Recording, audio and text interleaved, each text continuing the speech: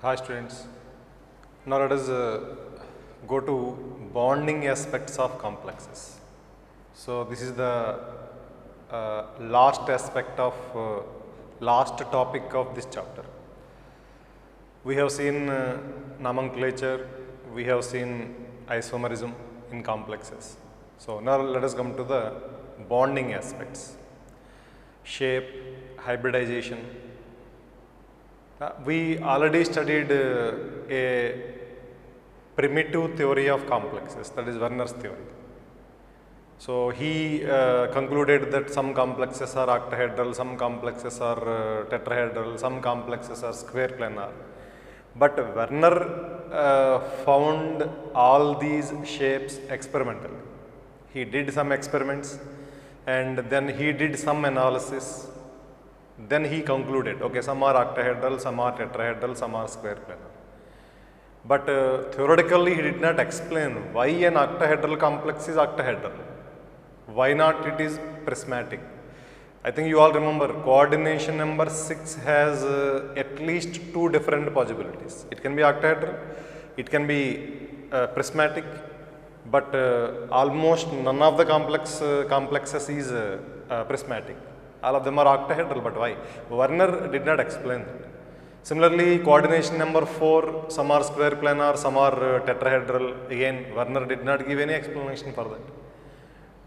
Now, if we proceed in that aspect, that is bonding aspect, we have valence bond theory, which gives more information about complexes. We have crystal field theory. You can say crystal field theory is more advanced than valence bond theory. We have molecular orbital theory, but molecular orbital theory of complexes is not there in the syllabus. So we are going to discuss about valence bond theory and crystal field theory in detail. And before I start valence bond theory, let me give you a small rule in complexes, which is called as EAN rule. EAN rule.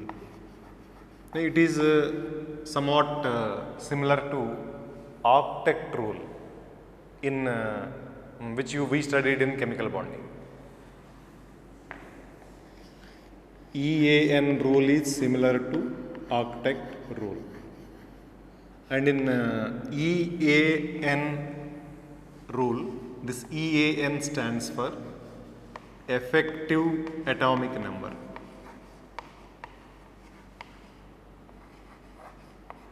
So effective atomic number rule. Okay, first let us recall what is octet rule. You all know about that. One of the basic rules in chemical bonding. Basically, octet rule says that the central atom in any compound continues to form bonds until the valence electrons in that central atom becomes equal to those of the next higher noble gas. That means central atom tries to attain noble gas configuration. So suppose if you take carbon, in the same period, carbon, nitrogen, oxygen, in that same period, the noble gas present is argon. And carbon tries to attain the electronic configuration of argon. Nitrogen tries to attain the electronic configuration of argon. Every atom tries to attain the electronic configuration of the next higher noble gas. That means the noble gas present in the same period. That means simply saying, the atom, the central atom, tries to attain 8 electrons in its valence shell. If you talk about carbon, nitrogen, oxygen and all these famous elements. But we have seen there are so many compounds which violate this rule, especially third period elements. Carbon follows octet rule, nitrogen follows octet rule, oxygen also follows, but the element which is present after carbon in group 14, silicon, the element which is present after nitrogen in the group 15, phosphorus, sulfur, chlorine. So these elements violate octet rule. Suppose if you take PCl5, in PCl5 the valence shell contains 10 electrons, not 8 electrons, because phosphorus has formed 5 bonds. So we have seen so many violations to this octet rule. Okay. Now in complexes we have such a rule almost similar to octet rule, which is called as EAN rule, and this rule says that the central metal ion continues to accept lone pairs from the ligands. If you recall, during complex formation, the central metal ion acts as a Lewis acid, and the ligands they act as a Lewis base. So ligands donate the lone pair, central metal ion accepts the lone pair. So this EAN rule says that this central metal ion continues to accept lone pairs from the ligands until it attains the electronic configuration of next higher noble gas.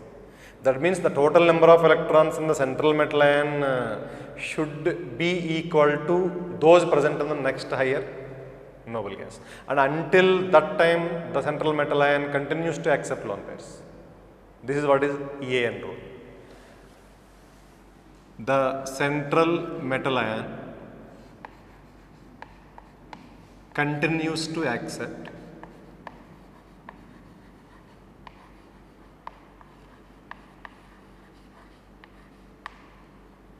lone pairs from the ligands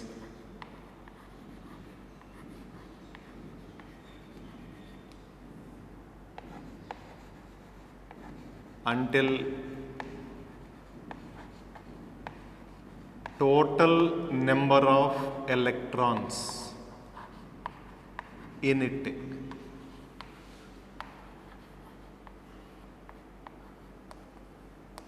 becomes equal to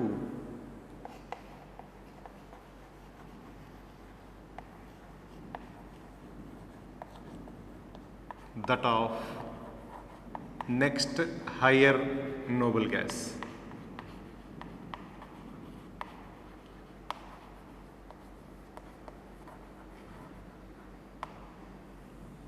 So in octet rule, the central atom continues to form bonds until it gets the same number of electrons as they are in next higher noble gas. And here the central metal ion continues to accept lone pairs until it gets the total number of electrons which is equal to those present in the next higher noble gas. And let us see some examples. Do you think this rule is followed by all the complexes? No. Similar to octet rule, in which there are so many violations, we have so many violations to EAN rule also. Now let us take some examples. Now I am taking actually those complexes in which the central metal ions belong to third period: chromium, manganese, iron, cobalt, zinc, copper, these examples. So when I take these examples, the elements present in the third period, the D block elements present in the third period, we call them as 3D elements. If you remember, scandium, titanium, vanadium, chromium, iron, cobalt, nickel, copper, zinc, 3D elements. So what is the next higher noble gas present in that particular period? What is the noble gas present in the third period? So it is krypton, and atomic number 36. So central metal ions from those 3D series, they try to attain the electronic configuration of krypton. They should, according to EAN rule, they should try to attain the same electronic configuration. Now let us see. Suppose you take K4FeCN6. Hexacyano, potassium hexacyanoferrate, and oxidation state of iron is +2. Okay, here there are 6 ligands. you know each ligand donates 2 electrons. They are monodentate ligands. Whether the donor atom is carbon or nitrogen, whatever it may be, actually it is an ambident ligand. So carbon can donate or nitrogen can donate, but whoever donates, it donates only one lone pair.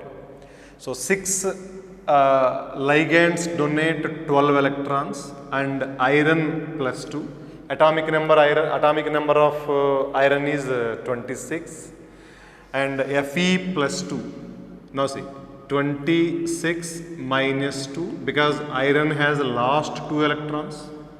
See, there are 26 electrons in iron, but there are 24 electrons in Fe plus 2. So here iron is in plus 2 oxidation state, it is not neutral. So 26 minus 2, 24 plus 6 into 2. There are 6 monodentate ligands and the total electrons received by Fe plus 2 is 12. So the total number of electrons present in that central metal ion is 36 and that is equal to the atomic number of krypton, which is 36. Yes, here the EAN rule is valid. Now this complex is following the EAN rule. Now next complex, if you see K3FeCN6. This is also potassium hexacyanoferrate, but here plus 2, here plus 3. And here Fe plus 3. Fe plus 3 means iron has lost 3 electrons. So 26 minus 3 plus 12, 6 into 2. Now this is equal to only 35. So this complex is violating EAN rule. The total number of electrons present in the central metal ion is only 35, one less than that. EAN rule says that the central metal ion tries to achieve that configuration, 36. But here it is not doing that. And this complex is quite stable. Even though, despite the fact that this is violating EAN rule, this particular complex is at least as stable as this complex. In fact, it is more stable actually. Okay. Now, let us see another complex, CONH3 taken 6 times Cl3. Now, cobalt atomic number is, cobalt oxidation state here is plus 3. Overall charge plus 3, neutral ligand, so it is plus 3. And cobalt atomic number 27 minus 3 because cobalt has lost 3 electrons. Now 6 ligands, all of them are monodentate. So now it is 34 plus 12, 24 plus 12, 36. Yes, now it is following the EAN rule. Now if you go to nickel complex, some of the nickel complexes, NiNH3 taken 6 times and here it is Cl2. You see oxidation state of nickel in this complex is plus 2.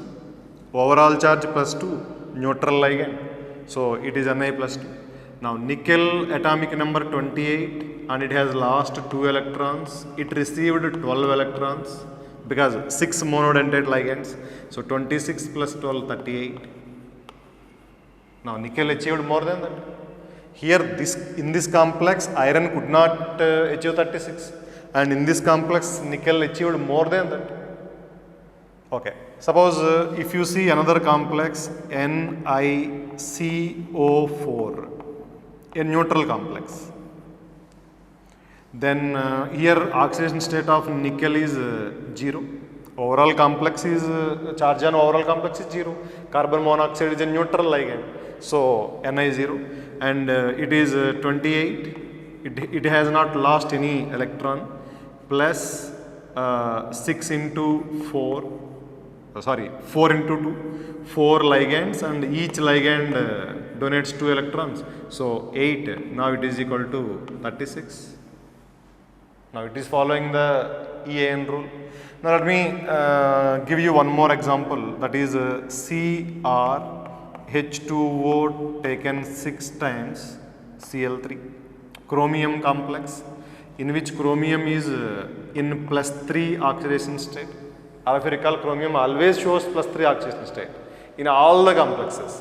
Although the other oxidation state of chromium possible is +2, Cr +2 also forms some complexes, but they are few. And maximum number of complexes chromium is in +3, and here it is +3 only. So then chromium atomic number 24, it has last 3 electrons. Then 6 monodentate ligands, hexa aqua. So 6 into 2, 12. It is 21 plus 12, 33, and it could not achieve that 36, number 36. So here actually the conclusion about this topic is, although some complexes follow this rule, majority of the complexes violate that rule. Okay, but one very important point here is, we have one particular type of complexes, homoleptic complexes, in which the ligand is carbon monoxide. We call them as metal carbonyls, like this, metal carbonyls. Particularly when the ligand is carbon monoxide, and there is, when there is only one type of ligand, that is homoleptic complexes, then they follow EAN rule. Almost all of them follow EAN rule, particularly metal carbonyls. And when the ligand is any other ligand apart from that carbon monoxide, then few complexes follow the rule and majority of the complexes violate this rule. So this is about EAN rule, effective atomic number. Central metal ion tries to achieve the electronic configuration of the next higher noble gas, and until then it continues to accept the lone pairs from the ligands. Now let me go to valence bond theory.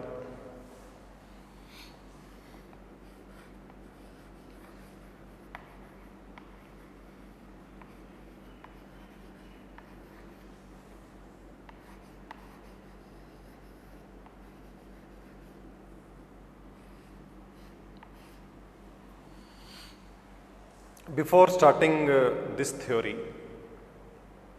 first let me give you some terminology, the meaning of the technical words which we use in this particular theory, and let me also make you recall some of the concepts which you have learned in your previous classes. So here in this particular theory, we call some complexes as outer orbital complexes and some complexes as inner orbital complexes. Outer orbital complexes, inner orbital complexes. So let me first define what exactly is meant by that outer orbital complex and inner orbital complex. So that is the first point.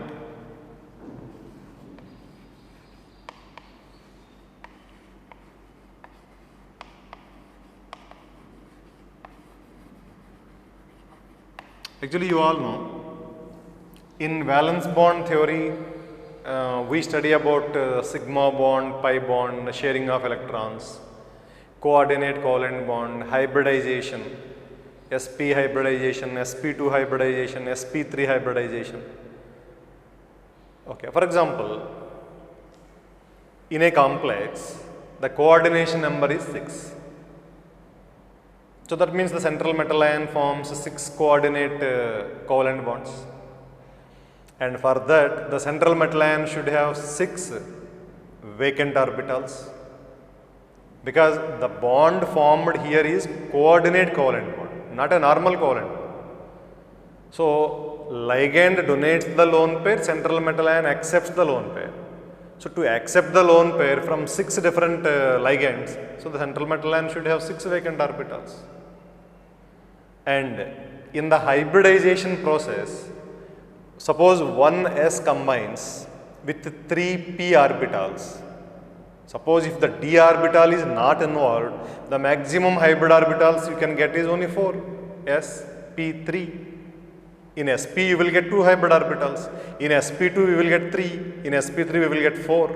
And in a complex with coordination number 6, we require at least 6 vacant orbitals. So d orbital participation is must. So in the involvement of that d orbital, a question arises: which d orbital participates? Depending upon that, we categorize some complexes as outer orbital complex and some as inner orbital complex. Let me repeat that. We should have 6 vacant orbitals to accommodate 6 lone pairs in those octahedral complexes when the coordination number is 6. So d orbital participation is must. Without that, you cannot have 6 vacant orbitals. And which type of d orbital participates in the hybridization? Suppose if Nd orbital participates in the hybridization,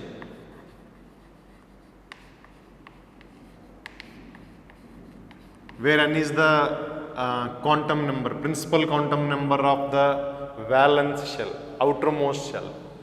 When Nd orbital participates in hybridization, you call it as outer orbital complex. Okay, for example, we have iron. The valence shell configuration of iron is 3d6 4s2. So 3d6 4s2. In iron, the valence shell is fourth shell, 4s2. If 4d orbital participates, then it is called as outer orbital complex. But if 3d orbital participates, it is called as inner orbital complex.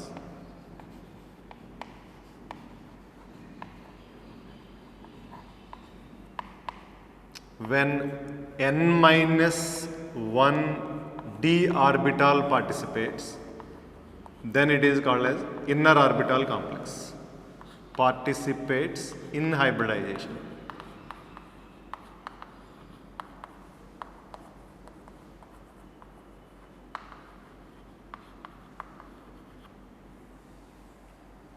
So it all depends actually which d orbital is participating. So the valence shell d orbital, if the d orbital present in the valence shell is participating, outer orbital complex, and the d orbital present in the n minus 1 shell, if it is participating, then it is called as inner orbital complex. So this is one thing. And second technical word here is, generally outer orbital complexes are also called as high spin complexes, and inner orbital complexes are also called as low spin complexes. So high spin, low spin. That is the second terminology. Actually, we have one particular concept called as total spin of an atom. Total spin. And when that total spin is higher, high spin complex, and when the total spin is lower, low spin complex. And what is total spin?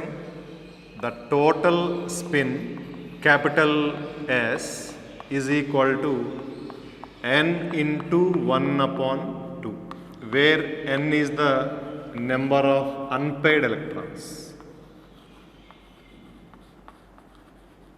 And I am not going into the significance of this total spin, number of unpaired electrons. Actually, this total spin is symbolized with capital S. So total spin S is equal to n into 1 by 2. And here, don't get confused with this total spin with spin angular momentum, spin quantum number. Actually, you all know spin angular momentum is equal to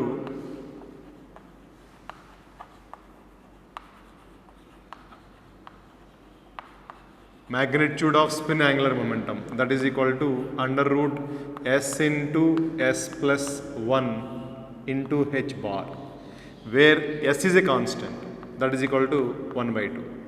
S is not the spin quantum number. S is a constant which is 1 by 2. That is the reason spin angular momentum of an electron is constant. like mass of an electron, like charge of an electron, spin angular momentum of an electron is also constant, because h bar is constant. H bar is nothing but h upon 2 pi, and small s is also a constant 1 by 2. So spin angular momentum is constant. And you all know spin angular momentum, spin quantum number, its symbol is ms, and it can have values plus 1 by 2, minus 1 by 2. So be clear about this. Total spin is equal to n into 1 by 2. Spin angular momentum is under root s into s plus 1 into h bar, h by 2 pi. And spin quantum number is, it has two values, clockwise spin, anti-clockwise spin, plus 1 by 2, minus 1 by 2. So here what happens is, actually why I explained about this total spin here is in complexes. Some complexes are called as high spin complexes and some complexes are called as low spin complexes. Actually sometimes what happens in complexes is, the electrons present in the outermost shell, they all get paired up, violating Hund's rule. And I will tell you the reason later why they do so. But all of you please keep it in mind, sometimes the electrons present in the valence shell, they pair up against the Hund's rule. As far as possible, they get paired up. So as a result, what happens? Number of unpaired electrons decreases. And when number of unpaired electrons decreases, then the total spin also decreases. And we call such a complex as low spin complex. And if they do not get paired up, then it is called as high spin complex. Now let me write that. Low spin complexes.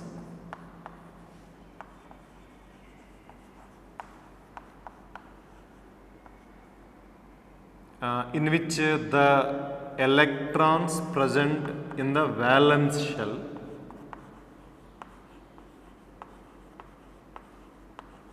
get paired up.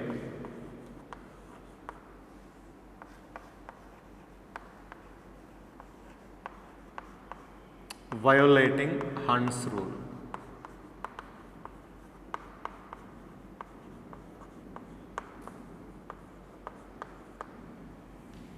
As long as degenerate orbitals are available, electrons do not pair up and they maintain the parallel spin. The pairing starts only when degenerate orbital is not available. That is what is Hund's rule. But violating Hund's rule, sometimes the electrons in the valence shell of the central metal ion, they get paired.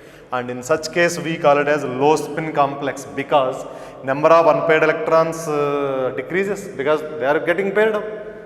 Suppose we have 5 electrons and all these 5 electrons they get paired up. So if they don't get paired up, we have n is equal to 5. But if they pair up, then n is equal to 1. Because when they pair up, only one unpaired electron is left. The other 4 get paired up completely. So low spin. Okay. And we call other complexes. When this does not happen, then it is called as high spin complex. No pairing. No violation of Hund's rule. But actually, why there is a violation of Hund's rule in some cases and why there is no violation in other cases, that we will see later, don't worry about that. And one more thing, these outer orbital complexes, they are generally high spin complexes. And inner orbital complexes are generally low spin complexes. And this also I will explain very soon. Outer orbital complexes are generally high spin complexes and inner orbital complexes are low spin complexes. Okay, now come to the third point here. Magnetic moment.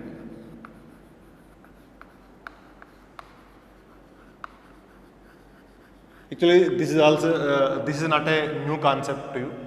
You all know about this. Just I am making you recall about this. And in VBT it is necessary. Of course, in the entire complexes chapter it is necessary. Magnetic moment. Do you understand what is meant by moment? Dipole moment, magnetic moment.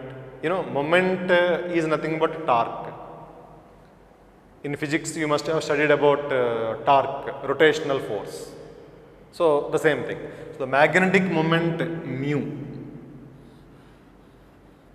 SO. Can anybody expand that? SO. Okay. In a minute, I will do that. Don't worry. So, mu SO is equal to under root n into n plus 2 Bohr magnetons. Bohr magnetons is the unit of magnetic moment, and here n is the number of unpaired electrons.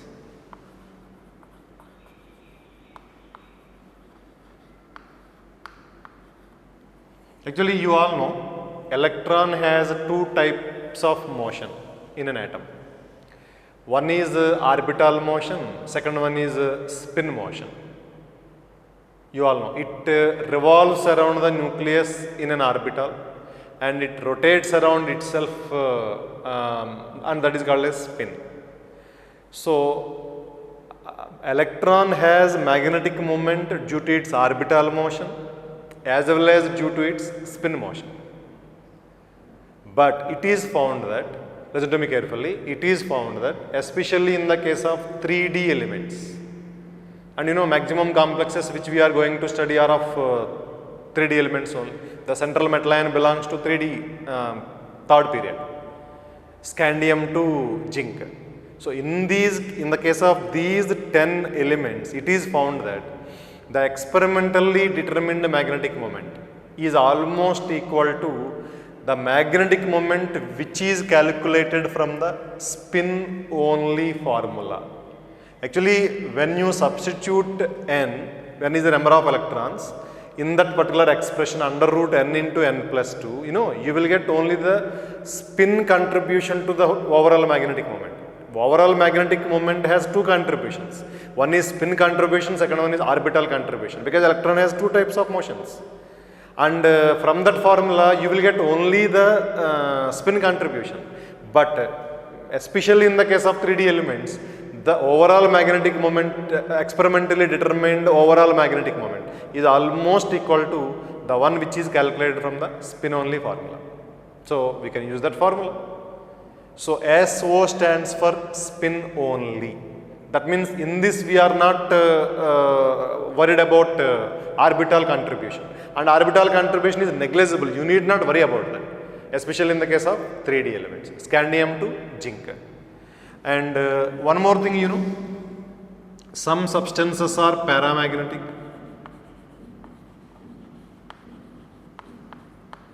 Paramagnetic substances have at least one unpaired electron.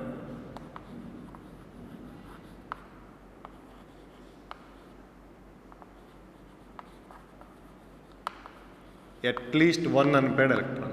And paramagnetic substances are weakly attracted into the magnetic field. Okay, and we have diamagnetic substances on the other hand. And diamagnetic substances have no unpaired electron. Not a single unpaired electron.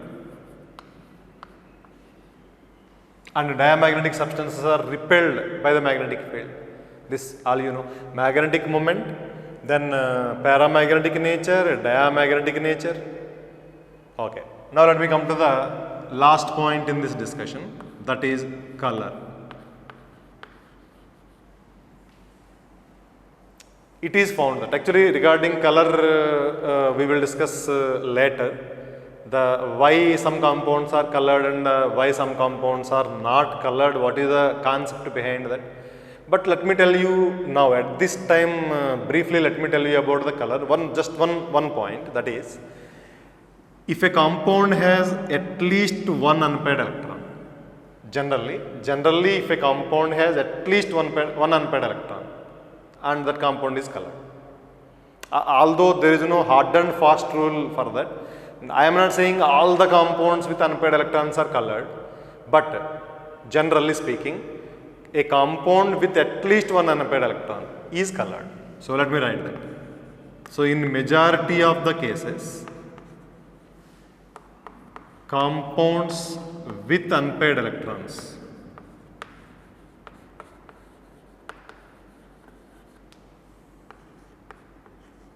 are colored.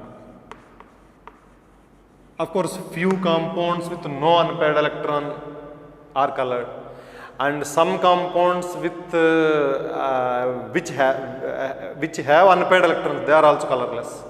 But there are only few examples like that. Generally, if there is unpaired electron, it is colored. So that means paramagnetic substances, maximum paramagnetic substances are colored. So actually presence of unpaired electrons is the criteria for color, one of the criteria for colored, for a compound to be colored. Okay. So these are the fundamental things, some terminology, technical words which we are going to use in VBT, and some concepts which we have learned in previous chapters. Now with this background, we can move on to valence bond theory. You see, high spin complexes, low spin complexes. High spin, low spin means total spin. It is related to total spin.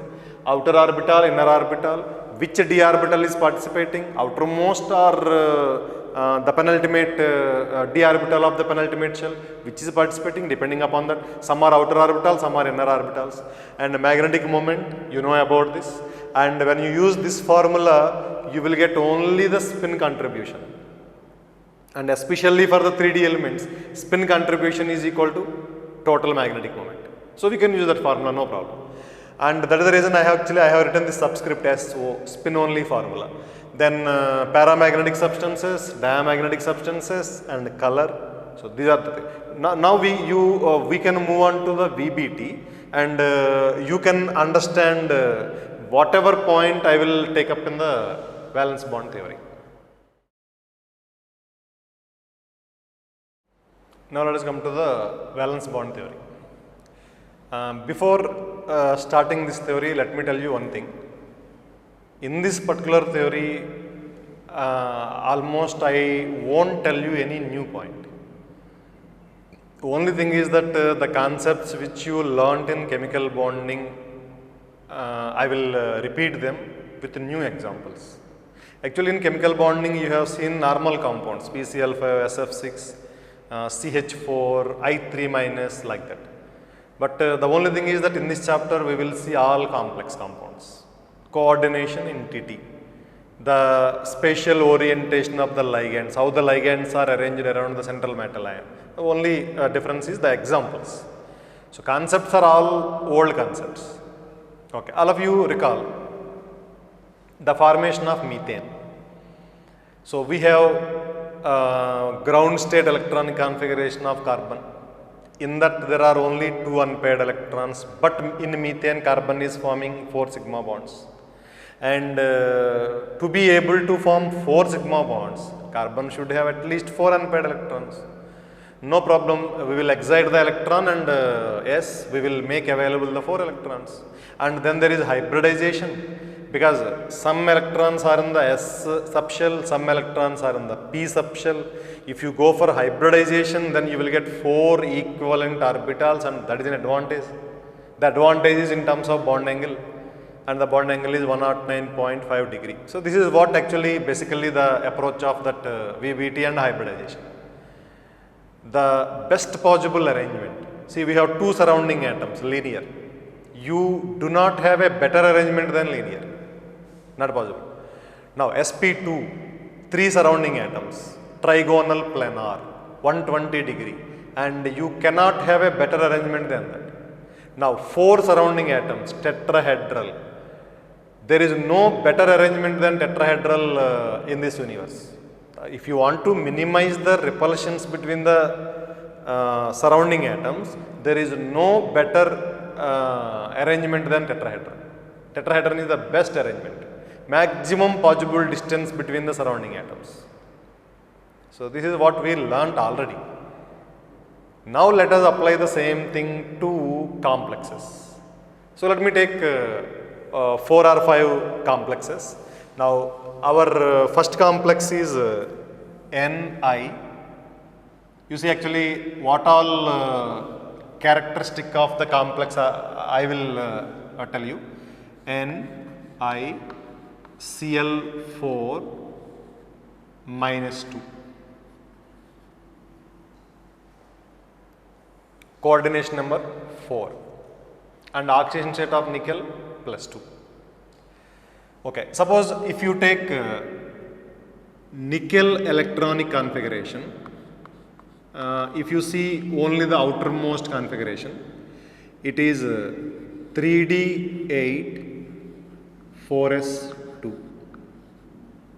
You know, you all know atomic number 28. But here we have Ni plus 2. So let me see that electron configuration of that ion particularly. 3d8. So all of you recall first thing, when d block elements ionize, when they lose electrons, so electron goes from 4s, not 3d. Okay, and nickel plus 2 electron configuration will be 3d8.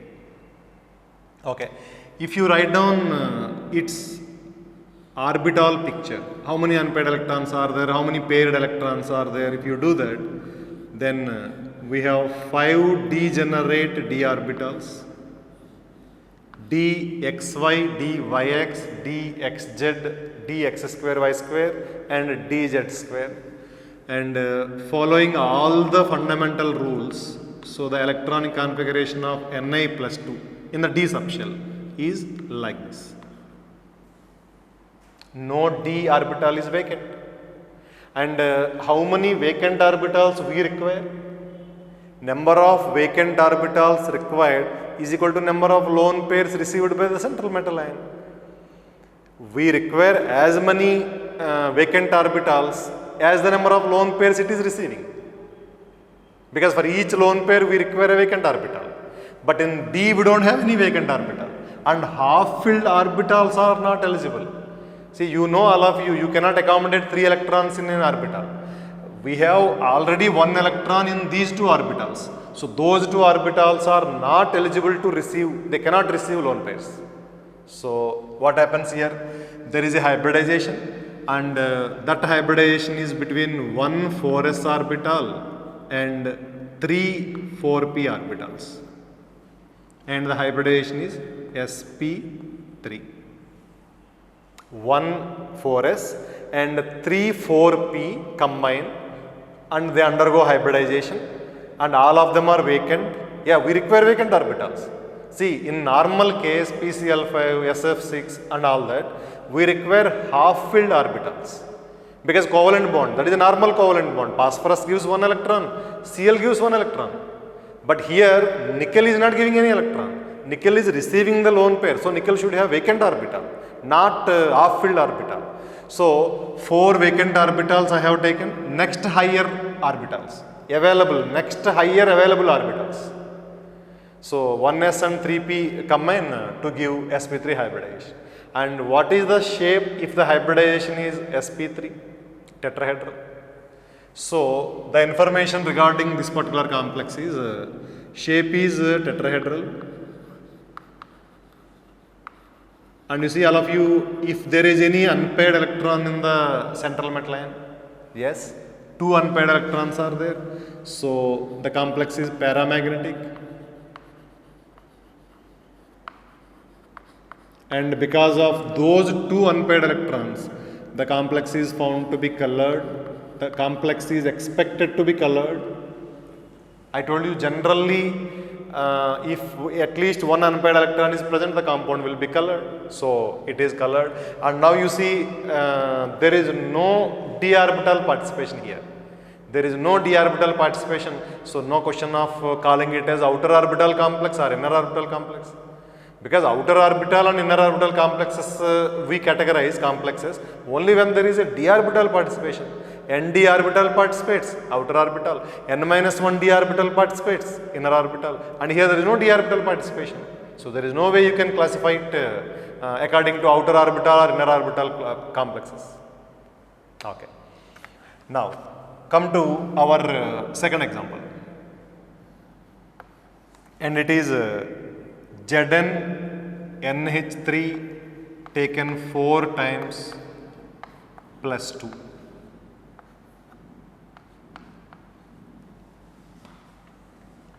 Okay, now if you come to the electronic configuration of Zn, it is 3d10 4s2.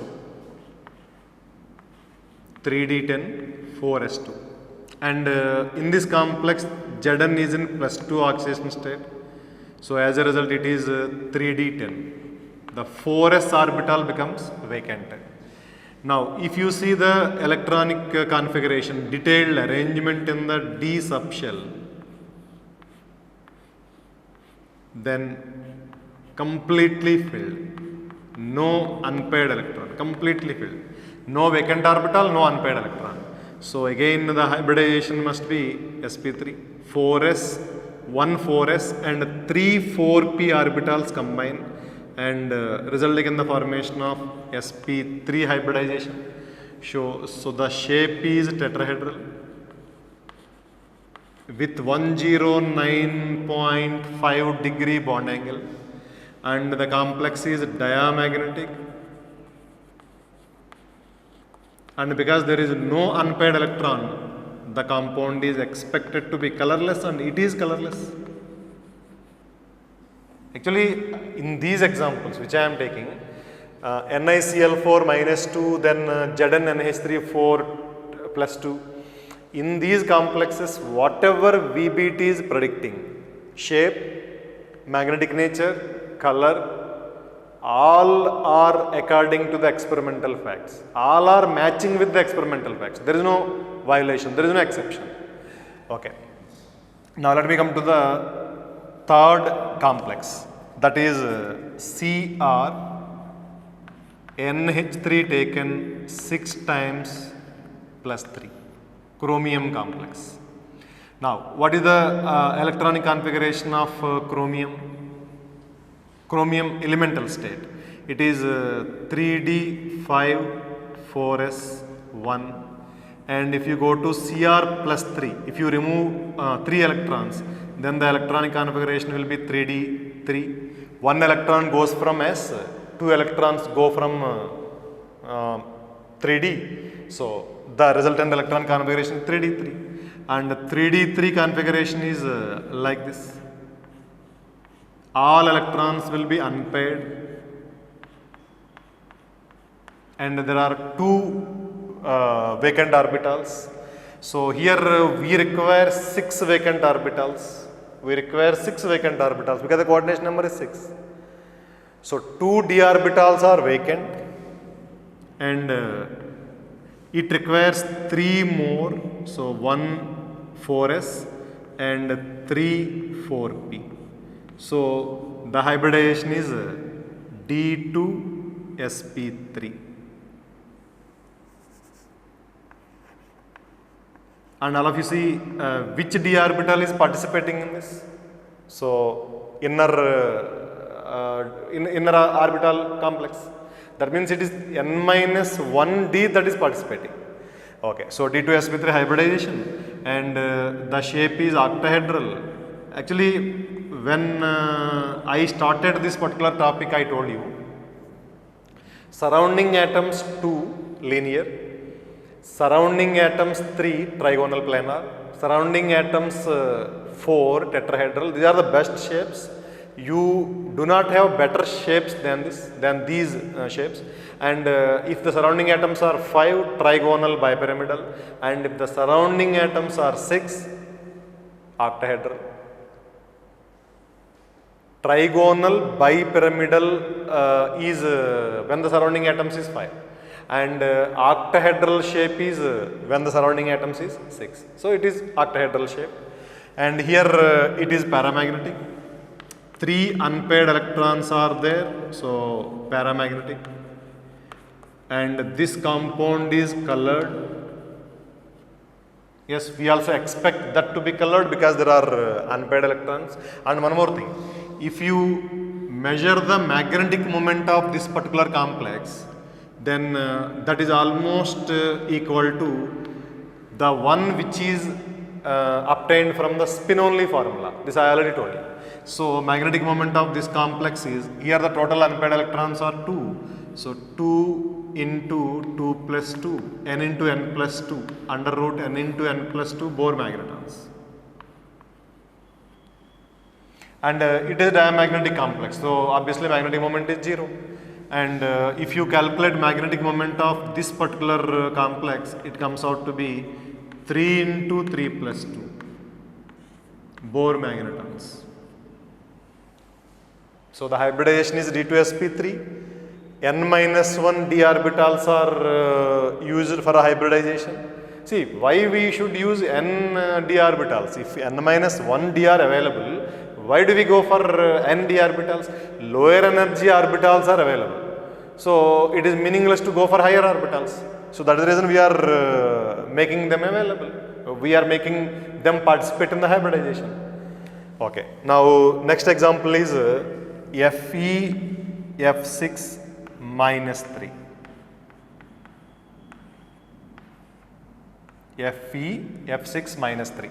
Okay. Suppose if you see the electronic configuration of iron, it is 3d6 4s2, and in this complex iron is in plus 3 oxidation state, so it will be 3d5.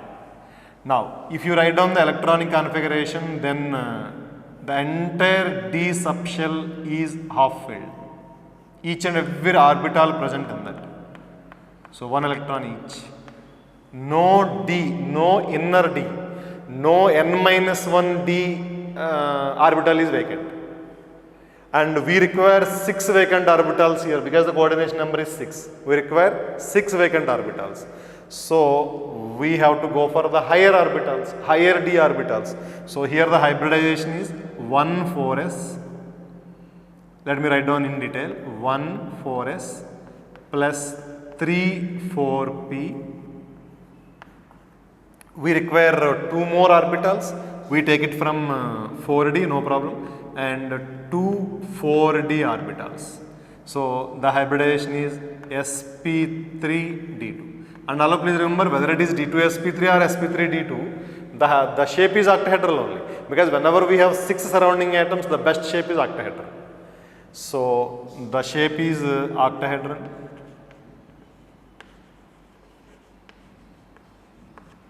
And it is paramagnetic. We have 5 unpaired electrons, so definitely paramagnetic. And if you see the magnetic moment, then yes, it is under root 5 into 5 plus 2 Bohr magnetons. And all of you see whether this is inner orbital complex or outer orbital complex, whether it is low spin complex or high spin complex. I told you, sometimes electrons get paired up, but here it did not happen. So the total spin of this complex is given by 5 into 1 by 2. So it is a high spin complex, no pairing, high spin complex. And which d orbitals we use, n minus 1d or nd? Nd. So it is an outer orbital complex. So this complex is outer orbital complex and high spin complex, because there is no pairing. Outer orbital and high spin complex. But one thing about this complex, unexpected feature of this complex is found to be colorless. Despite the presence of 5 unpaired electrons, this compound is found to be colorless. I told you already, having unpaired electrons and being colored, yeah, these two things are connected. Having at least 1 unpaired electron and being colored, these two are connected, but not always. That is the reason I told you, generally those complexes which have unpaired electrons are colored, but there are exceptions, and Fe F6 minus 3 is one exception. Despite the presence of 5 unpaired electrons, it is not colored, it is colorless. Okay, and this is the actually valence bond theory approach.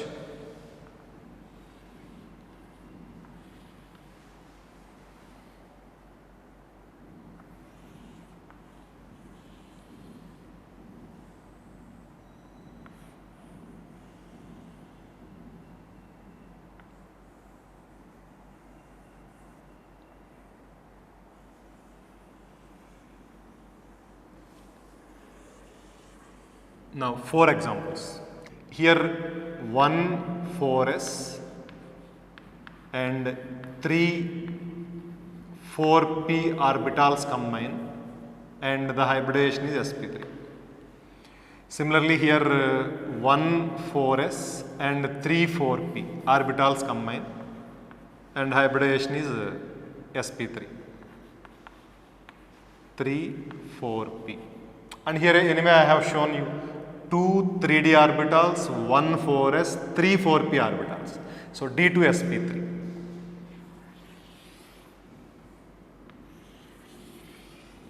And except the color of the Fe F6-3. Here actually everything is as expected.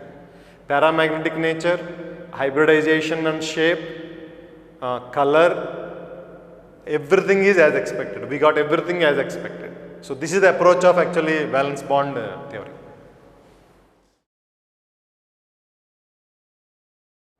Now let us come to exceptions to valence bond theory.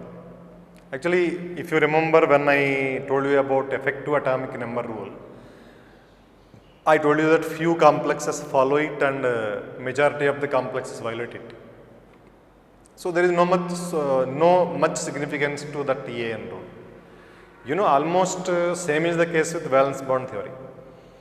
Actually, at the beginning of this particular discussion, the topic is exceptions to valence bond theory.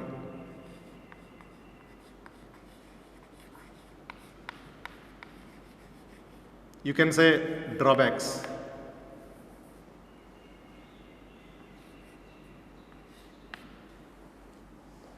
Now, before I start this topic, let me give you just one sentence. In normal inorganic chemistry, P block, S block, especially, that means the examples which you studied in chemical bonding chapter. The exceptions to valence bond theory are very few. Actually, the bonding, the shape and all that valence bond theory is successfully explaining 90% of the examples. Only in few cases it is a failure. But when it comes to complex compounds, there are so many violations to valence bond theory. Yeah, you can say there are so many experimental facts which valence bond theory cannot explain, cannot predict. So such cases are in huge number. Now let me give you some such cases, few cases in which the behavior is not explained by valence bond theory. Okay, let me tell you those exceptions point wise. And let me tell you one more thing. Out of these cases, some cases will be explained by crystal field theory. Not all, of course not all. So that is the reason I told you already, crystal field theory is somewhat more advanced than valence bond theory in some respects. Okay. Now here the first point is, when the ligand is either Cn minus or CO. First ligand is Cn minus, cyanide, and the second ligand is carbon monoxide. When the ligand is CO or Cn minus, then it is found that in all such cases there is pairing of electrons against Hund's rule, violating Hund's rule, irrespective of the central metal ion. Central metal ion may be zinc, may be iron, may be manganese, platinum, palladium, gold, silver, 3D elements, 4D elements, 5D elements. No matter whatever may be the central metal ion. But when the ligand is Cn minus or CO, then there is pairing, violating the Hund's rule. So when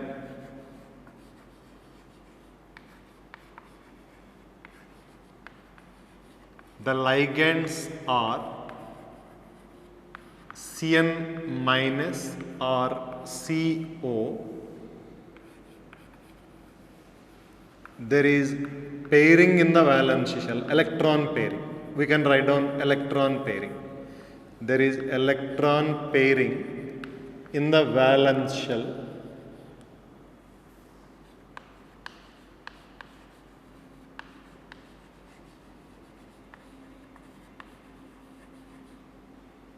violating Hund's rule.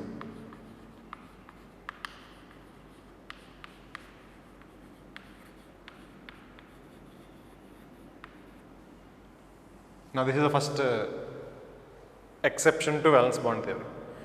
This observation is not explained by valence bond theory. Valence bond theory is unable to explain this behavior, particularly when the ligands are of two types and whatever may be the central metal ion, the electrons in the valence shell are getting paired up. Okay, let us see the examples. So here the first example is K4 FeCN6.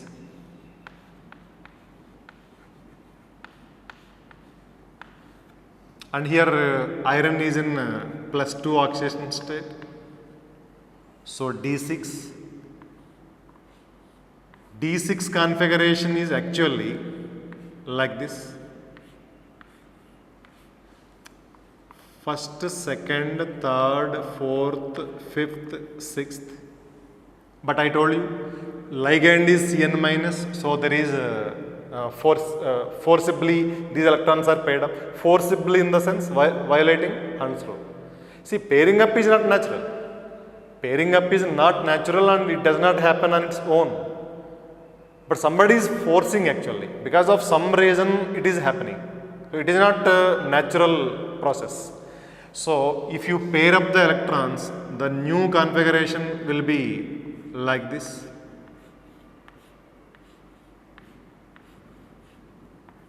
Six electrons are paired up, so you will get 3 pairs. So now the hybridization will be D2sp3. 2 d orbitals, 2 inner d orbitals, 2 n-1 d orbitals, they have become vacant. They are not actually vacant, but now in the presence of Cn-, they have become vacant. And why so is not explained by valence bond theory, but it is explained by crystal field theory. And when we come to crystal field theory after this, we will see that why actually presence of Cn- makes it possible pairing. Okay. So the hybridization is D2sp3.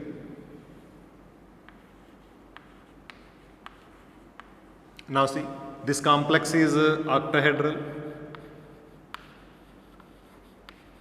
but the shape octahedral is even predicted by valence bond theory. But this complex is diamagnetic.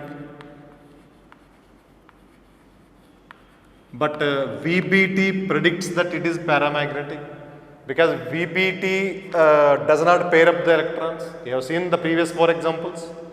So if you go that way, actually we have seen nickel complex, we have seen chromium complex in our previous discussion. And if you go similarly, if you apply the same concept, then this complex would be paramagnetic, not diamagnetic, because electrons are not paired up. Okay. And octahedral shape, diamagnetic in nature. And suppose if you calculate the magnetic moment, then it would be 0. So there is no unpaired electron. No unpaired electron in the central metal ion. No unpaired electrons in the ligand. No unpaired electrons in the counter ion. So magnetic moment is 0. And it is perfectly diamagnetic. Okay, this is the first example. Now, if you go to this example, K3 FeCN6. And here iron is in +3 oxidation state. Now if you go for electronic configuration paired up, Fe3 plus means 5 unpaired electron you will have, but after pairing up, because there is Cn-, so in the presence of Cn- electrons get paired up, so you will get the situation like this. 2 electrons, 2 d orbitals, they fall vacant. So the hybridization is D2sp3. So these 2 orbitals and 3 p orbitals and 1 s, they combine and you will get D2sp3 hybridization. and it is octahedral, and paramagnetic of course, because we have one unpaired electron still even after the pairing, but its magnetic moment comes out to be under root 1 into 1 plus 2, not 3 into 3 plus 2. If you follow valence bond theory, there would be actually in fact 5 unpaired electrons. We have seen already FeF6 minus 3. Same case, Fe plus 3 case. Central metal ion is Fe plus 3. And we got under root 5 into 5 plus 2. But here we are getting under root 1 into 1 plus 2. And this is unexplained by valence bond theory. Okay, and it is paramagnetic. And one more thing, in this complex, if you see whether it is inner orbital complex or outer orbital complex. Inner orbital complex. Because n minus 1d orbitals are used up. Inner orbital complex, and it is low spin complex, yes, because the electrons are getting paired up, so low spin complex. And similarly, this is also inner orbital complex,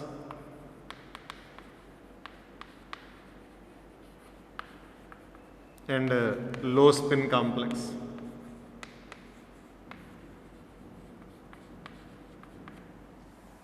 Actually, if there were no pairing of electrons, the total spin of this complex would be 5 into 1 by 2.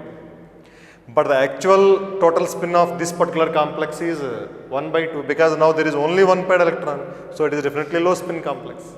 And if there were no pairing, then we would have used the outer orbitals, n d orbitals for bonding. So it is definitely inner orbital complex like the first one. Okay. Now the next example is NiCO4. NiCO4. Tetracarbonyl nickel. Neutral complex. No charge. Okay. And if you see the bonding in this case, actually nickel is neutral. So nickel electron configuration is D8S2. No electron is lost, so total 10 electrons. And the normal configuration of nickel is like this. We have s orbital also. So D8S2, 1, 2, 3, 4, 5, 6, 7, 8, and here 2 electrons. Now there is pairing up. You see, in the pairing up, even s electrons also come into D.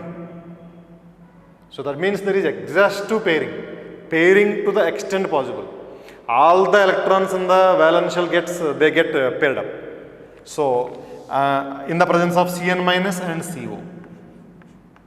So now you will have the situation after pairing up, you will have the situation like this. The entire D subshell is filled, no vacant orbital, not even half filled orbital, and this s orbital falls vacant. We require only 4 vacant orbitals. So now the hybridization is sp3. And if it is sp3 hybridization and we expect the shape to be tetrahedral, yes, in this case it is tetrahedral. It is diamagnetic, no unpaired electron present, and it is actually here there is no d orbital participation, so no question of classifying it as outer orbital or inner orbital complex, but it is definitely low spin complex, because if there were no pairing, the total spin would be 2 into 1 by 2, but because of the pairing, now the total spin would be 0, because there is no unpaired electron left, so definitely you can call it as low spin complex. But you cannot classify it as inner orbital or outer orbital, because there is no d participation, and only when there is a d participation, then we call it as inner orbital or outer orbital, depending upon whether n minus 1d is participating or nd is participating. So you see, when the ligand is either Cn minus or Co, there is pairing. So all the electrons in the valence shell, they get paired up, and after that you see what are the available orbitals, and you will use them for hybridization. And let me repeat one thing here. This behavior is not explained by valence bond theory, and definitely you can take it as a drawback for that theory. Now let us see the second exception. So actually this exception is regarding the heavier metals, platinum, palladium, gold. So this second exception is regarding these three particular metal ions. Okay, and this exception is Pt plus 2, Pd plus 2,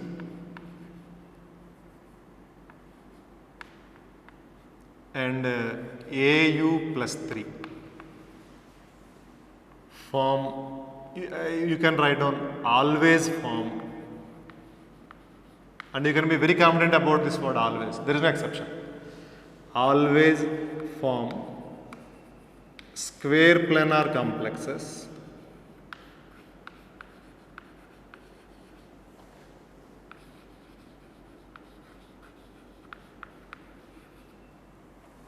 when the coordination number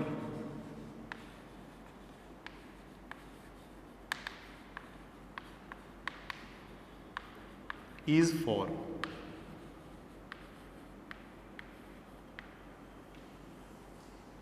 Pt plus 2, Pd plus 2, Au plus 3. Whenever coordination number is 4, the shape of these complexes is found to be square planar without any exception, whatever may be the ligand. Ligand can be Cl minus, ligand can be water, ligand can be Cn minus, ligand can be CO, no matter whatever may be the ligand. Actually in the previous exception, no matter whatever may be the central metal ion, in the case of Cn minus and CO there is always pairing. In this case, if the central metal ion is Pt plus 2 or Pd plus 2 or Au plus 3, no matter whatever may be the ligand, they always form square planar complexes if the coordination number is 4. Now, for example, if you see PtCl4 minus, you can take any ligand, PtCl4 minus 2. Now you see what is the charge on the central metal ion there, platinum, it is plus 2. Now, platinum belongs to nickel group, nickel, palladium, platinum. So D8 configuration.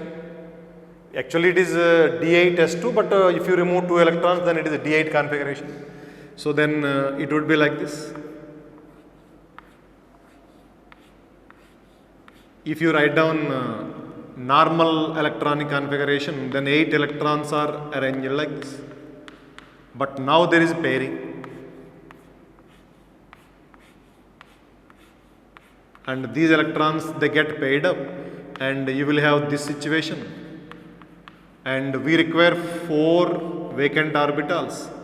Already we have 1 d vacant, and we have this hybridization, a new hybridization which you have not seen in chemical bonding. DsP2, 1 lower d, that means n minus 1 d, 1 ns and 2 np orbitals. They combine to give this hybridization, DsP2 hybridization. And the shape of this particular complex is found to be square planar. And this complex is found to be diamagnetic. Magnetic moment 0, because there is no unpaired electron. But one thing all of you remember here, when surrounding atoms are 4, whatever may be the hybridization, normal sp3 or here the new hybridization dsp2, whatever may be the hybridization, the best possible shape is tetrahedral, because maximum distance between any two given surrounding atoms, best possible arrangement. And why then this complex is preferring this particular shape where the bond angle is only 90? You can have a bond angle of 109.5 degree, almost 20 degree greater than the bond angle, the actual bond angle, that is 90. VBT cannot explain this. VBT predicts that the shape of such a complex must be tetrahedral. Yeah, that is the best possible arrangement. CH4 tetrahedral. See, we have seen so many tetrahedral compounds surrounding atoms 4 without lone pair. But this complex is unexpectedly, it is square planar in shape, and VBT cannot explain this particular behavior of this particular complex. Okay. Now we have another example, that is, this example we have already seen, PtCl2NH3 twice. In isomerism we have seen this already. Square planar complex, it exhibits cis-trans isomerism, and cis isomer is a cancer drug. Do you remember all of you? Yes. So now here Pt plus 2, same, exactly same situation here as it is. Hybridization is dsp2, and we have the shape square planar, and it is diamagnetic because no unpaired electron.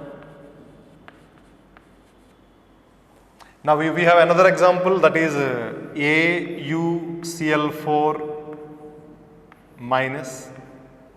All of you, do you remember that complex? When gold is dissolved in aqua regia, this complex is formed. AuCl4 minus. And you see what is the oxygen state of gold there? Plus 3. It is plus 3. And if you see if you write down the electron configuration of this particular complex, Au plus 3, gold belongs to the copper group. It is D10S1. If you remove 3 electrons, then it is D8, the same configuration, D8. So exactly same, all electrons are paired up, and the hybridization is dsp2, and it is a square planar complex. So no matter what is the nature of the ligand, if the central metal ion is either Pt plus 2 or Pd plus 2 or Au plus 3, some examples, then the complexes are found to be square planar. But the VBT predicts these complexes to be tetrahedral, and VBT is unable to explain why these complexes are square planar. Square planar is not a favorable shape. Tetrahedron is a favorable shape because that is the best shape possible. Why these complexes are selecting that unfavorable shape, which is less stable actually compared to tetrahedron? So VBT cannot explain this. So this is the second exception. Now come to the third exception. It is regarding CO plus 3. Actually, first exception is regarding ligands, in that there is no role of central metal ion. Second, in the second exception, it is the role of central metal ions, there is no role of ligands. I told you whatever may be the ligand, Pt plus 2, Pd plus 2 and Au plus 3, they form square planar complexes. And now again in the third case, it is about central metal ion. Now see, CO plus 3, all of you mind it, I am not talking about CO plus 2. Whatever exception I am going to tell you is regarding CO plus 3. All of you, do you remember cobalt shows 2 different oxidation states, plus 2 and plus 3, and I am talking about CO plus 3. That means exception is there in CO plus 3, not CO plus 2. So CO, in CO plus 3, there is always pairing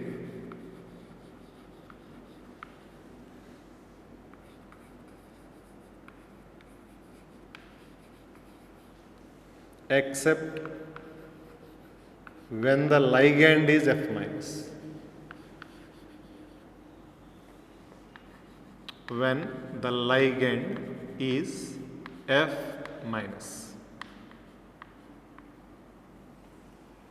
Actually, I am not talking about all the possible ligands, but when you see cobalt plus 3 complexes with some famous ligands, water, oxalate, ethylene diamine, F minus, ammonia, the ligands which we frequently come across.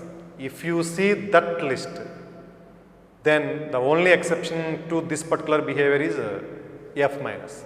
In the case of F minus, there is no pairing, but in all other cases, there is pairing, including of course Cn minus, CO. I need not talk about Cn minus and CO actually, because I already told you, when it is Cn minus or CO, irrespective of the central metal ion, there is a pairing. Okay. So for example, you take CO, H2O taken 6 times plus 3, hexa aqua complex. Now here it is cobalt is CO plus 3. So D7S2 configuration, if you remove 3 electrons, then the configuration will be D6, and if you see the detailed electronic arrangement in the D subshell, it is like this.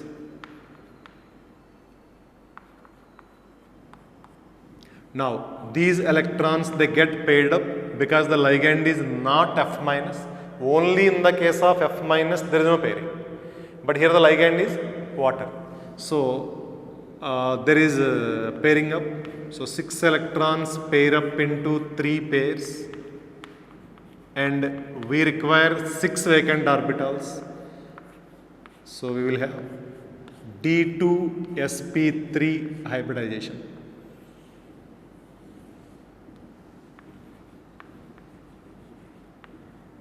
And the complex is octahedral. It is diamagnetic, magnetic moment 0. The complex is inner orbital complex. N-1D is being used. So it is an inner orbital complex and low spin complex.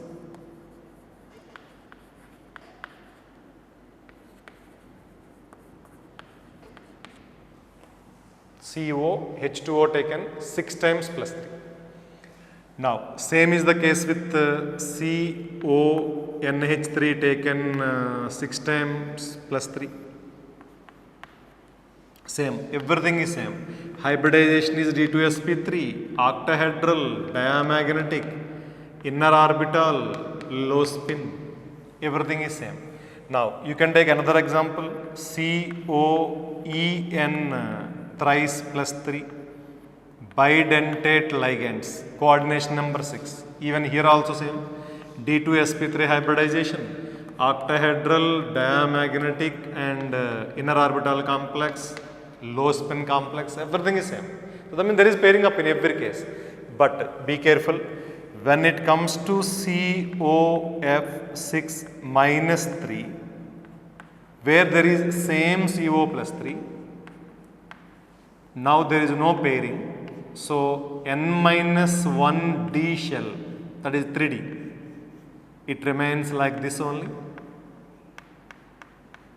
no pairing. So orbitals used in the hybridization are 1 4s, 3 4p and 2 4d, so outer orbital complex.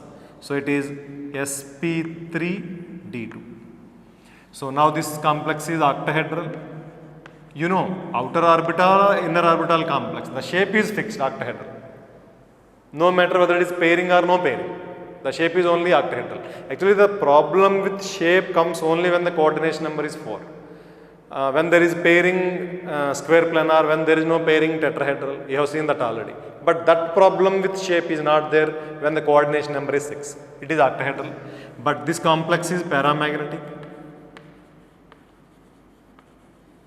with magnetic moment spin only, that is equal to under root, here we have 4 unpaired electrons. So under root 4 into 4 plus 2 Bohr magneton,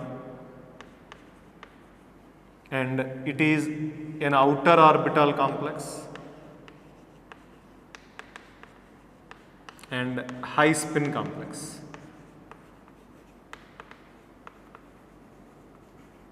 Total spin is 4 into 1 by 2. So high spin complex. So in the case of CO plus 3, we have this exception. Again, valence bond theory cannot explain this. Why CO plus 3 is behaving like this? And this exception is not there in CO plus 2. See, both are cobalt. When the oxidation state is plus 2, no exception. But when there is, when the oxidation state is plus 3, there is an exception. And this exception is not there in the case of F minus. So valence bond theory is completely silent on this. So this is another drawback. Now let us come to the fourth exception. This is regarding Na plus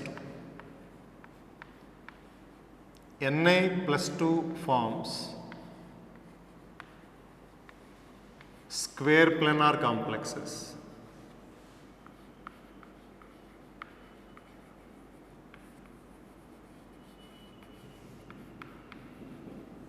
with polydentate ligands.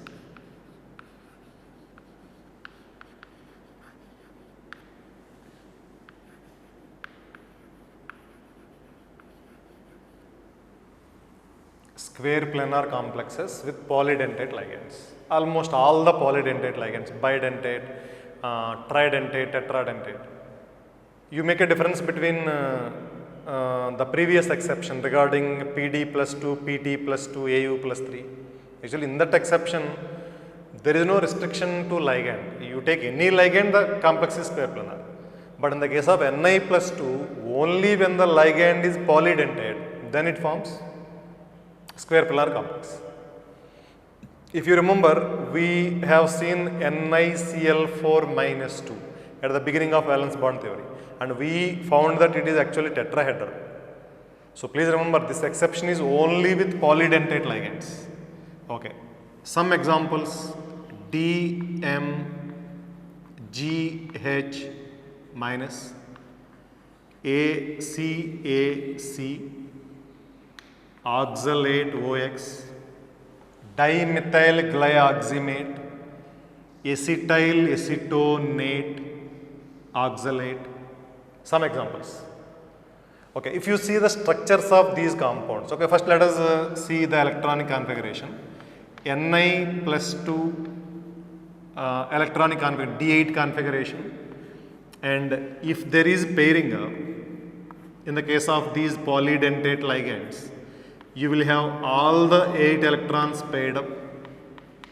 So 1D is vacant, and it combines with other 3 orbitals, 1 4s and 2 4p. So the hybridization is dsp2.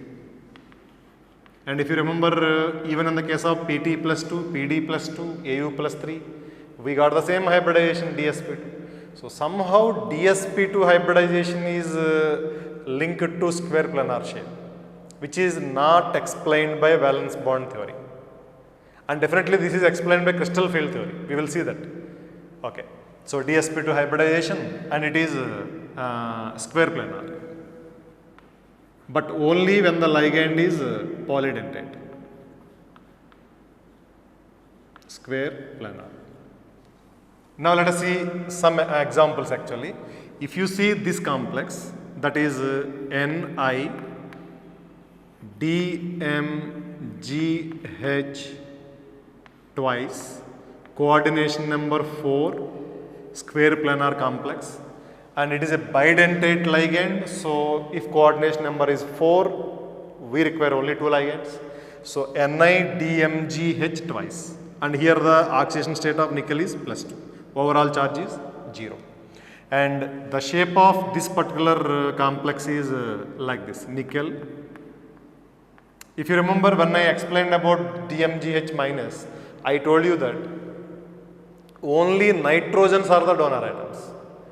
Of course, oxygens are present. We have negative charge on oxygen, but still oxygen is not the donor atom. Nitrogens are the donor atoms. Now see why. So square planar complex. Here we have one nitrogen, here nitrogen, double bond carbon, and carbon double bond, here CH3 and here CH3, And similarly, this side also we have nitrogen, double bond carbon, carbon, double bond nitrogen, and methyl, methyl. Now see, here we have O minus, DMGH minus, and here we have OH. Here we have OH. Only one hydrogen is removed out of these two. That is the reason we write DMGH, capital H.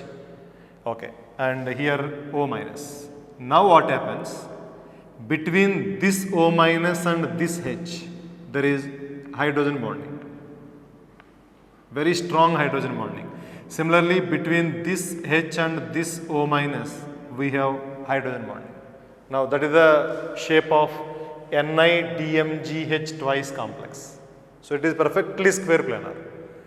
Actually, this hydrogen bonding would not be possible if this complex is tetrahedron, because you know tetrahedron is like this.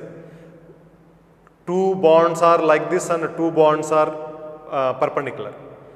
So hydrogen bonding is only possible only when the complex is square planar.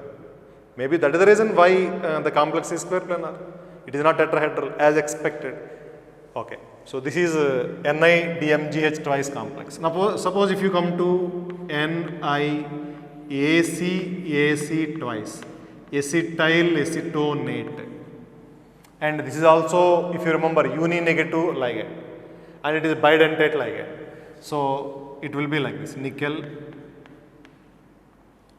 and actually here the donor atoms are oxygens, so it is like this.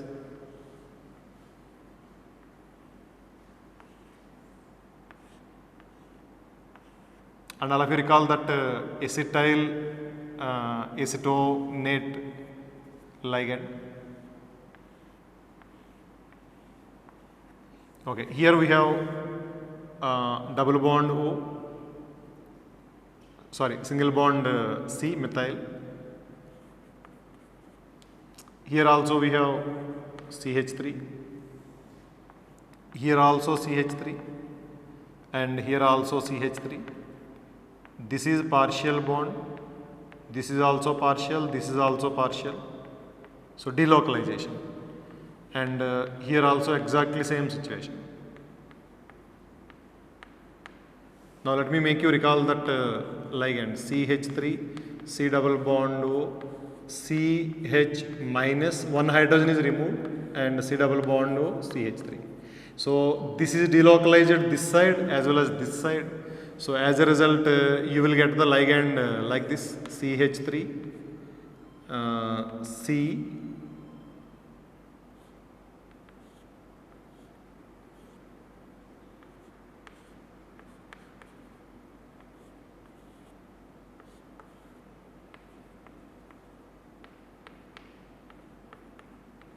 this is the resonance hybrid.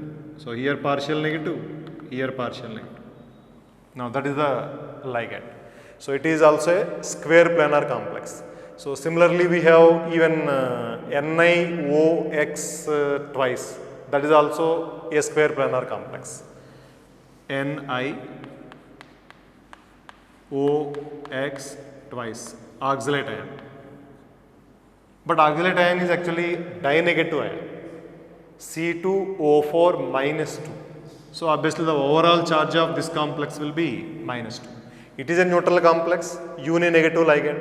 It is a neutral complex, nickel dimethyl glyoximate complex, because here also the ligand is uni-negative. And the structure of this complex will be Ni,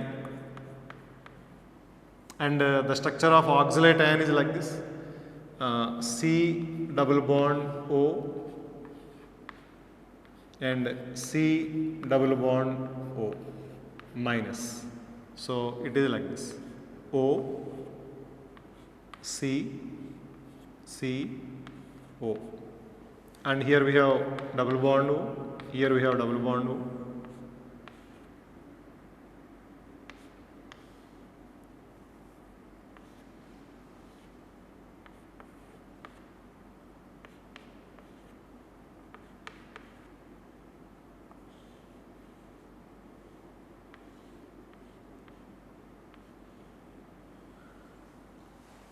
That is the Ni OX twice. The overall charge is -2, and that is also a square planar complex. So Ni plus 2 forms square planar complexes with almost all polydentate ligands. So bidentate, tridentate, tetradentate, so on.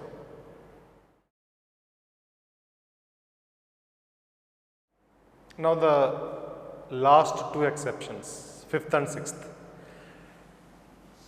So in this 5th exception, this is regarding Fe plus 3.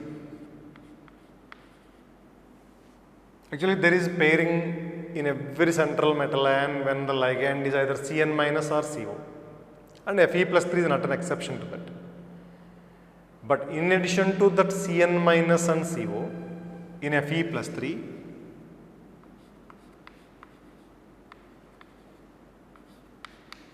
there is pairing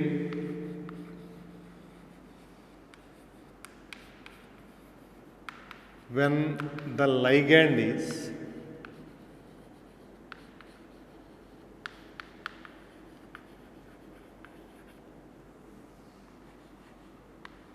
polydentate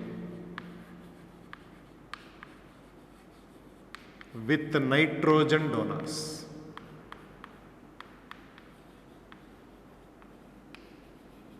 Actually, in Ni plus 2, there is pairing in the case of all polydentate ligands, no restriction. But here in Fe plus 3, there is pairing only with nitrogen containing polydentate ligands. So, what are the examples for these cases? Nitrogen containing polydentate ligands. So, if you see FeEn thrice plus 3. So, ethylene diamine is one such ligand, bidentate with nitrogen donors. We have bipyridine, FeBpY thrice plus 3. Yeah, there is pairing. These two are some of the examples. Even we can take dimethyl glyoximate complex, because in that also nitrogen donors are there. So, Fe plus 3 with nitrogen containing polydentate ligands, only polydentate ligands, and ammonia does not come here. Fe NH3 taken 6 times plus 3, if you take that, then it is a normal complex, there is no pairing, because ammonia is not a polydentate ligand. The ligand has to be nitrogen donor and the ligand has to be polydentate ligand, both. In such cases, there is pairing. So, these complexes are inner orbital complexes. Of course, they are tetrahedral, no doubt, because the coordination number is 6. So, inner orbital complexes. They are low spin complexes. And it is Fe plus 3. What is the electronic configuration of Fe plus 3? D5. And if there is pairing, exhaustive pairing, only one unpaired electron is left. So, the spin only magnetic moment of this complex is under root 1 into 1 plus 2 Bohr magneton. But obviously, if there is no pairing, then the magnetic moment would be under root 5 into 5 plus 2 Bohr magneton. Okay. And if you come to the last exception, and it is actually a very famous exception, Cu NH3 taken 4 times plus 2. It is actually a blue colored complex, dark blue colored complex. And this complex is found to be square planar. It is a square planar complex. Okay, if you see oxidation state of copper here, Cu plus 2, and actually copper electronic configuration in the elemental state is D10S1. If you remove 2 electrons, then it would be D9. And D9 configuration will be like this. 1, 2, 3, 4, 5, 6, 7, 8, 9. No inner d orbital is vacant. So, the hybridization must be sp3. But if the hybridization is sp3, we know the shape would be tetrahedral, but it is found to be square planar. So maybe this electron is excited to one of the p subshells because of some reason which is not explained by valence bond theory. One of the d electrons, the unpaired electron present in the d, may be excited to the p subshell. Okay, then the electronic configuration becomes like this. Yeah, then the hybridization would be dsp2. But this behavior, this anomalous behavior of the complex is not explained by BVT.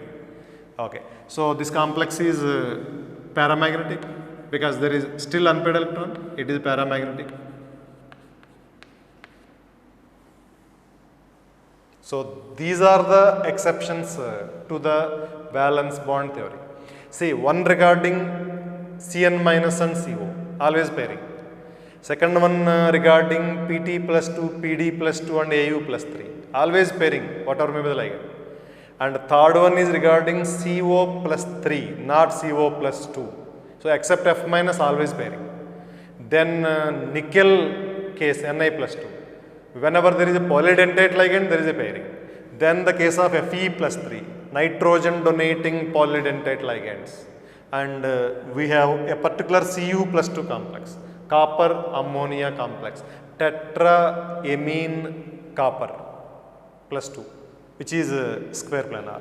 So all of you, no matter whether you aim for JEE Advanced or JEE Mains or NEET or even MCET, these exceptions are very much important, and I already told you some of these exceptions may be explained by crystal field theory, we can see that, and all of these can be taken as drawbacks to the valence bond theory, but all of you should be aware of all these exceptions.